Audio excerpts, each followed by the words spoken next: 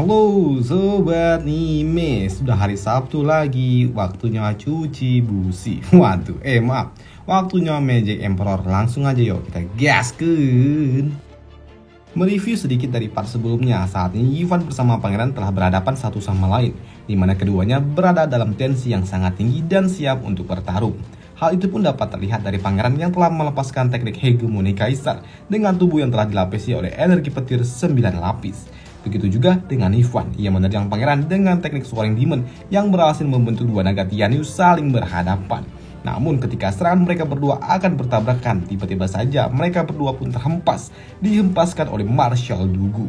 Melihat kondisi Yunhai yang patah kaki membuat Marshall pun bertanya, "Apa maksudnya ini? Kenapa kau menyerang anak angkatku?" tanya Marshall. Mendengar jawaban dari Pangeran yang mengatakan kalau orang-orang yang ada di hadapannya telah menghalangi jalannya, tentu saja hal itu membuat Marshall kesal. Dan Marshall pun kembali bertanya, Kenapa mereka menghalangi jalanmu?"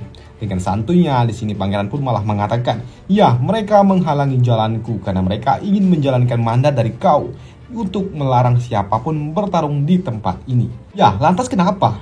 Kalau begitu, di mana kesalahan dari anak angkatku?" ujar Marshall. "Ya, mereka tetap salah," ujar Pangeran. "Dan kesalahan mereka adalah karena mereka terlalu lemah untuk bertarung denganku. Sehingga aku tidak termasuk melanggar suatu perintah dari Anda, Marshall. Tapi untuk pertarunganku dengan Pain Zovan, aku akui memang sebuah pertarungan pribadi. Namun hal itu terjadi setelah apa yang terjadi terhadap anak angkatmu.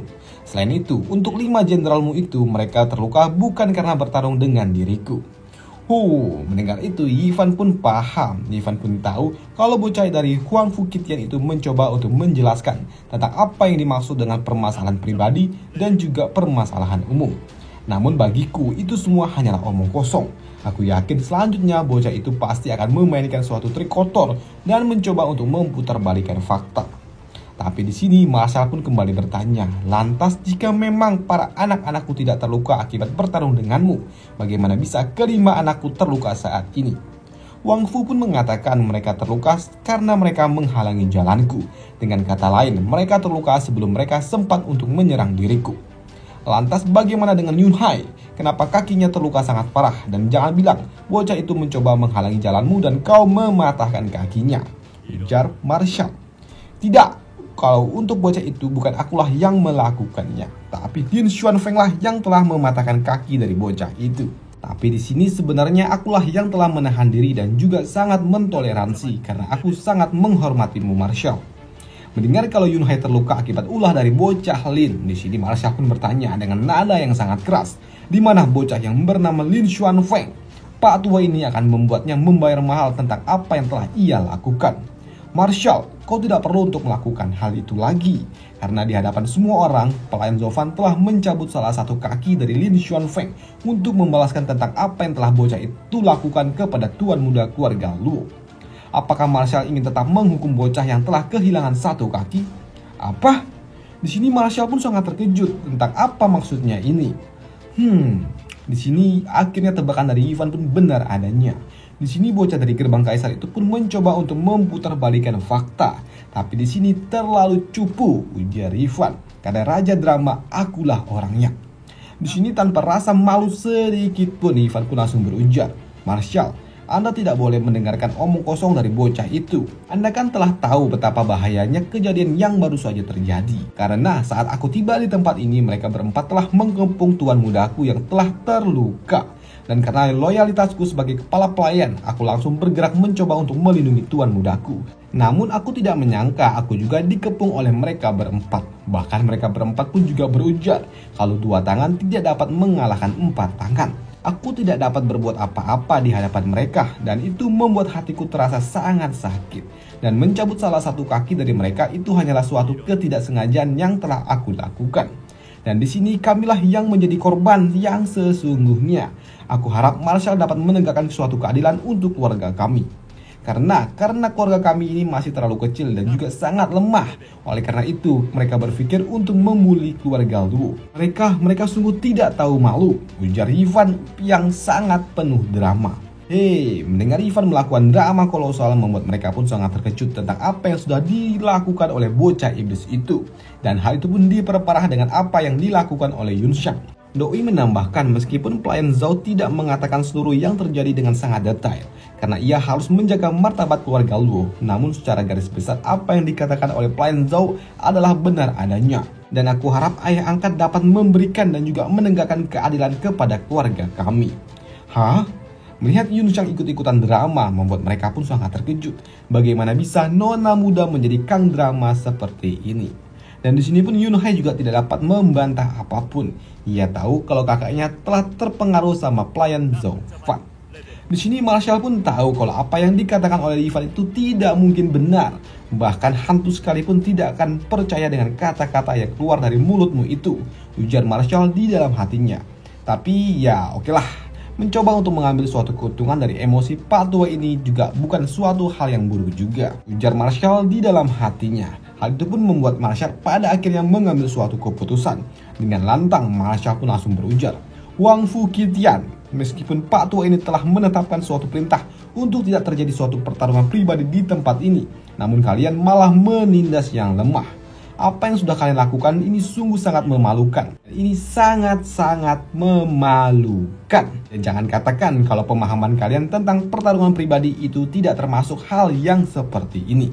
Dan untuk masalah ini, Pak Tua ini akan mendiskusikan dengan keluarga Lu. Mendengar itu semua, tentu saja hal itu tidak dapat diterima. Marshall, bagaimana bisa Anda hanya mendengar masalah ini hanya sepihak dari pihak mereka? Oh, sepihak katamu. Kalau begitu, baiklah. Sekarang kita tanya kepada mereka semua tentang apa yang telah dilakukan di tempat ini. Apakah yang dikatakan Zhao Fan itu benar adanya, apakah tidak? Dengan serentak, para kampret-kampret ini pun mengatakan benar, Marshall. Dan hal itu jelas membuat mental pangeran pun menjadi hancur. Ia tahu kalau ini semua jelas untuk menargetkan dirinya dan untuk mempermalukannya. Di sini untuk membela diri, pangeran pun mengatakan, Marshall, awalnya aku mengira kalau kau adalah pribadi yang sangat adil. Namun aku tidak menduga ternyata kau... Apa?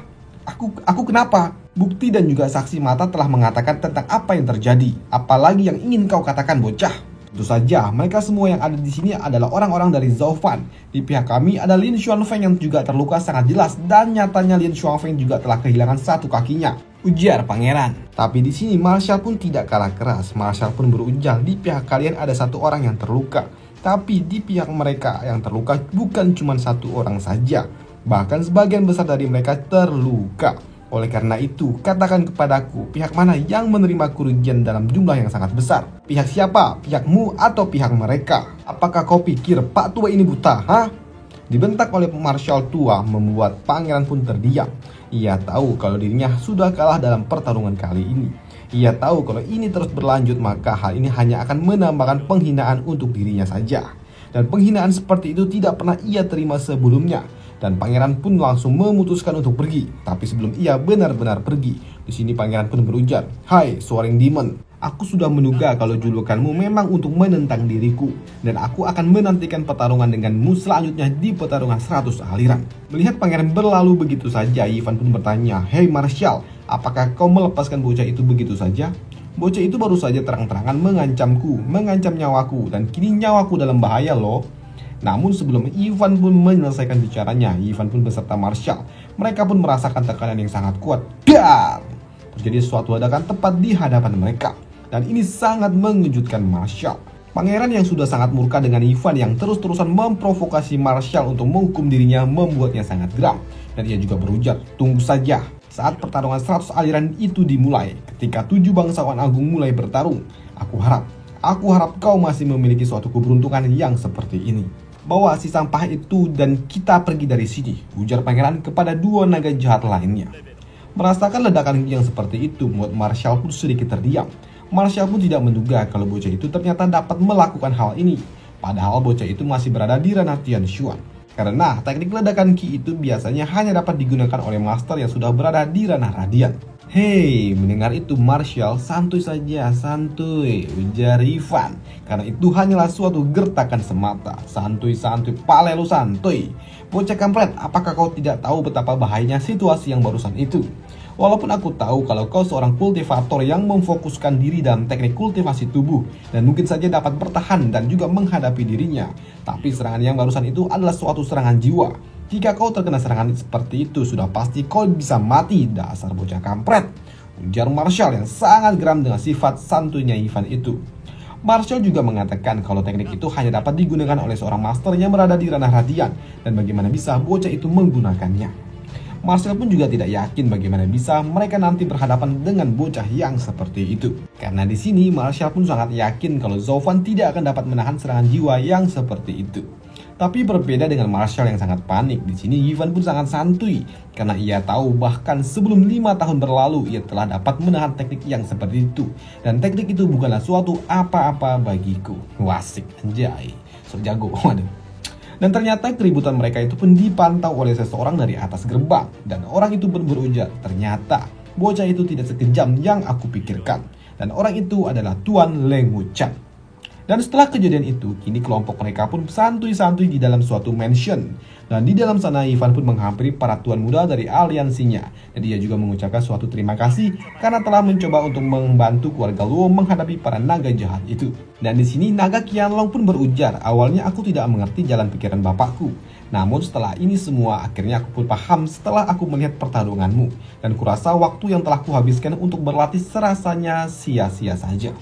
Hehe, di sini Ivan pun mencoba untuk menghibur hati dari naga Qianlong ini dengan mengatakan sebagai anak muda, seharusnya kita harus menikmati hidup, toh jalan hidup kita masih panjang dan kau tidak perlu khawatir tentang hal itu. Dan untuk Tian Xiang, Doi pun malah mengajak baku hantam dengan Ivan ketika dirinya sudah sembuh nanti. Dan hal itu pun membuat Ivan pun sangat heran. Lah, ini kan baru pertama kali kita bertemu. Apakah aku pernah menyinggung dirimu? Kenapa kau ingin baku hantam denganku? Dan tiba-tiba saja ada seseorang yang menepuk pundaknya Ivan dan juga berujar, "Hei bocah bau, kau tidak perlu pedulikan orang itu. Kakakku ada seorang laki-laki yang sangat maniak dari seni bela diri. Jadi setiap kali ia melihat seseorang yang jago dalam bertarung, ia pasti ingin mengajaknya baku hantam." Melihat yang berbicara itu adalah Tian, di sini Ivan pun langsung menyinggungnya. "Hei Tian, sepertinya dirimu telah berusaha sangat keras untuk tampil keren di hadapan Ning. Aku tahu pasti itu semua demi Ning, ya kan?" Hal itu pun tidak dibantah oleh Tian. "Ti, apakah kau harus terlihat selalu mencolok setiap kali kau muncul di hadapan kami, ha? Dan jika kau terus-terusan melakukan hal seperti ini, bisa-bisa Ningku itu akan mati tergila-gila denganmu. Lantas bagaimana bisa aku hidup tanpanya, wey?" Tapi di sini Ivan pun menyadari kalau ternyata ada seseorang yang di belakangnya dan orang itu adalah Ning. Dan di sini Ivan pun mengatakan untuk santuy-santuy saja, santuy. Istirahatlah dahulu barulah kita lanjutkan berbicaranya nanti. Tapi ketika ada sesuatu bayangan lainnya yang datang dari balik pintu, di sini Ivan pun langsung tersentak dan ia tahu kalau ini sangat berbahaya. Lantas ia pun langsung memutar haluan dan mencoba untuk kabur. Tapi semua itu pun terlambat ketika ada seseorang yang mengatakan berhenti. Dan orang itu adalah Cucu. Doi pun langsung mengatakan, "Hei kamu, apakah kau tidak ada yang ingin kau katakan kepadaku? Terima kasih karena telah membantu keluarga Luo," ujar Ivan. Tapi hal itu pun tidak sesuai dengan apa yang diterima oleh Cucu, karena itu bukanlah suatu jawaban yang ia inginkan. Aku hanya ingin tahu, saat kau meninggalkan kota Huanyu, kenapa kau tidak bersedia untuk menemuiku terlebih dahulu sebelum kau pergi? Sembari menghela napas, Ivan pun mengatakan, "Yang harus dibunuh sudah kubunuh, dan yang harus kuambil telah kuambil, dan tujuanku telah tercapai. Jadi saat itu tidak ada lagi alasan untukku untuk kembali dan juga menetap di tempat itu." Dengan lirih, Cucu pun berkata, Kamu sungguh tak punya alasan untuk menetap lagi." Dan sebelum Ivan pun menjawab itu semua, tiba-tiba saja ada suatu momentum kampret. Dan ternyata itu adalah perbuatan Yunxiang. Doi pun datang dan mengatakan kalau Marshall Dugu telah memanggil Ivan di kamar sebelah. "Dan urusan di tempat ini biar aku saja yang menanganinya," ujar Yunxiang. Dan hal itu pun dimanfaatkan Ivan untuk kabur dari Cucu. "Marshall, aku datang." Nona Chu, pelayan Zhao kami memang adalah seorang yang sangat kasar. Dan atas nama keluarga Luo dan juga mewakili pelayan Zhao Fan, aku ingin meminta maaf. Dan jika ada suatu salah kata dan juga perbuatan yang telah menyinggung Anda, ujar Yunxiang. Tapi di sini Cucu pun tidak mau kalah. Aing heroin, waduh. Ia pun mengatakan, "Anda terlalu berlebihan, Nona. Bagaimana bisa dan beraninya aku melimpahkan suatu masalah dan kesalahan Zhao Fan kepada Anda, Nona muda? Dan biarkan saja aku yang membereskan masalah ini sendiri dengan Zhao Fan. Jadi kau tidak perlu repot-repot, Nona muda." Namun di dalam hatinya mereka berdua pun tahu kalau mereka berdua adalah saingan untuk mendapatkan Zhao Fan. Dan Zhao Fan pun adalah milikku, ujar keduanya. Melihat pertarungan cinta di antara dua gadis itu, di sini Ning pun sebagai anak bawang, Doi pun hanya dapat menggerutu. Kampret. Dan untuk Ivan sendiri, ia berjalan menuju kamar sebelah. Dan di sana ia sangat bersyukur dapat diselamatkan oleh Nona Buddha, karena baginya untuk berhadapan dengan cucu itu terlalu mengerikan. Bahkan lebih baik aku berhadapan dengan 100 orang Huang Fukitian daripada aku harus berhadapan dengan cucu, ujar dari Ivan. Dan setibanya Ivan di kamar sebelah, ia pun langsung disambut dengan suara Marshall yang tertawa. Hahaha, akhirnya kau datang, nak. Duduk di sini dan aku ingin berbicara denganmu. Di sini Ivan pun masih dapat tenang dan bertanya, ada apa Marshall? Ada perihal apa hingga kau mengundangku kemari? Sebenarnya tidak ada apa-apa, aku hanya ingin mengajakku bergabung dengan pasukan militer. Wah, mendengar itu Ivan pun sangat terkejut. Pasukan militer? Tidak. Aku bukanlah orang yang tepat untuk menjadi suatu anggota militer. Aku rasa lebih baik Anda mencari orang lain saja, ujar Ivan. Apanya yang bukan? Memangnya di dunia ini ada orang yang dapat dilahirkan langsung menjadi pasukan militer? Tidak ada. Bahkan bocah Tengik Yun Hai saja sudah berhasil kubimbing menjadi anggota militer yang cukup cakap. Apalagi dengan kemampuanmu itu, seharusnya cukup untukmu 1 tahun menjadi pasukan militer. Bahkan dalam 1 tahun kau sudah cukup untuk meneruskan jabatan dari Pak Tua ini. Dan itu bukanlah suatu masalah untukmu. Tapi, karena Anda adalah yang terhebat, kenapa Anda harus mencariku? Ujar Ivan. Membimbing orang baru menjadi pasukan militer memang tidak sulit, tapi menemukan dan membimbing seorang master arai itu sangatlah luar biasa sulitnya. Dan di medan perang banyak sekali para master arai menggunakan teknik itu. Banyak sekali jenis arai yang untuk digunakan untuk memenangkan suatu peperangan. Hanya ada sedikit orang yang ada di Kekaisaran Tianyong dapat menggunakan arai itu. Dan jika perangan itu terjadi, kami pasukan militer pasti akan berada di pihak yang sangat sulit dan sangat tidak menguntungkan, ujar Marshall. Tapi aku bukanlah orang yang dapat membuat dan juga memasang arai, Marshall. Hei, ayolah, ujar Marshall. Pak Tua ini sudah tahu semuanya kalau kepala keluarga Luo sudah tewas sejak awal. Dan arai tingkat 5 yang ada di keluarga Luo itu semuanya kau yang menguruskan. Sial, ujar Ivan. Sepertinya aku tidak dapat kabur lagi. Tetapi Marshall, aku sudah tidak dapat melakukannya lagi. Lebih baik Anda mencari orang hebat lainnya saja. Dar! Marshall pun tidak mengizinkan Ivan pergi meninggalkan tempat ini. Dan di sini Ivan pun juga tahu kalau ia harus memberikan suatu alasan yang sangat tepat agar dirinya dapat lolos dari Marshall. Dan di sini Ivan pun mulai mengada-ngada dan ia juga mengatakan suatu pepatah kuno. Kalau besi terbaik tidak akan dijadikan jarum. Mendengar itu semua Marshall pun sangat geram dan ia langsung mengatakan, bacot! Kau adalah pemuda yang sangat pintar dan juga memiliki suatu pengetahuan yang sangat luas. Bagaimana bisa kau menggunakan pemikiran sempit yang seperti itu? Selain itu, aku tahu kalau kau orang yang sangat bertanggung jawab dan hal itu dapat dibuktikan setelah patriark dari keluarga Luo tewas. Dan kaulah yang telah mengurus anak yatim piatu dari keluarga Luo. Dan loyalitas serta tanggung jawabmu itulah yang membuat Pak Tua ini pun menganggap kalau dirimu layak untuk menggantikan diriku menjadi seorang marshal di masa depan. Di sini Ivan pun juga tahu kalau alasan yang ia gunakan itu ternyata tidak cukup kuat untuk menggoyahkan hati Pak Tua itu. Jika begini terus maka dirinya pasti akan dipaksa menjadi pasukan militer oleh Pak Tua itu. Marshall, aku dan kau tidak memiliki suatu dendam pribadi, tapi aku mohon untuk tidak menyeratku untuk masuk ke dalam suatu neraka. Dan ada suatu pepatah kuno, seorang wanita muda akan terlihat seperti Lom Chai setelah menjadi seorang prajurit militer selama 3 tahun. Dan hal itu pasti akan berpengaruh buruk pada standarku dan aku menghancurkan perspektifku untuk membangun suatu keluarga nantinya. Namun di sini para ciwi-ciwi yang mereka tangkap adalah Ivan ingin segera membangun suatu keluarga, yang artinya ia akan segera memilih seorang wanita untuk dijadikan istrinya. Dan itu suatu kesalahpahaman yang sangat luar biasa. Dan selesailah alur cerita dari Magic Emperor minggu ini dan sampai jumpa di video selanjutnya minggu depan. Dan sampai jumpa, bye.